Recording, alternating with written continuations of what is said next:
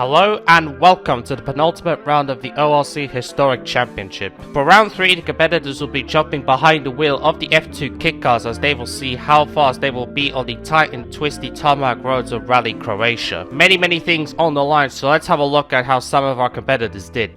After 2 consecutive DNFs in France and Indonesia, Emilio arrived at Croatia hoping to bring home some of the good results that he showed in Season 2. Unfortunately for the Latvian, his bad luck would only continue here. Pushing his Citroen Zara kick car too far to the limit too many times, he would end up only in P12 after Stage 1, and unfortunately would crash out early on in Stage 2. Damage he sustained after the Stage 2 crash would be too big to continue, and the Latvian would suffer a 3rd consecutive DNF.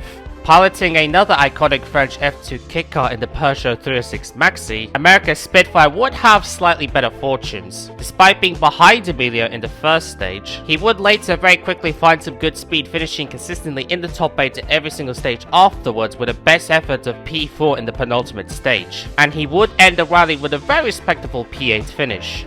After a well-earned podium last time out in Indonesia, Gunvien came into Croatia hoping to continue his good form with another podium finish and maybe even challenge for the overall win. Another driver behind the wheel of the 306 Maxi, he would have a slightly slow start, finishing only P7 in the first stage. But afterwards, very quickly, he would slowly start to climb up the pecking order and claiming a stage win on Stage 3. Afterwards, he would be very consistent, finishing in the top 5 in every single stage afterwards, right until the very end. Benefiting from the good performance of the 306 Maxi and the bad fortunes from his fellow competitors, the Finnish driver would take another stage win in Stage 7 and would indeed hold on to another podium finish, his 2nd in a row. But at the very front, Dr. Rasko would be the man to beat in Croatia. After claiming his first historic championship win in the Group B cars in Indonesia, the German arrived in Croatia hoping to bring home a good result and potentially taking the championship lead with him. And he would set the pace early on by winning the first stage of the event ahead of round 1 winner Himre and his other fellow competitors. In the next 2 stages, he would lose a little bit of ground as Himre and Gunvien won stages 2 and 3 respectively.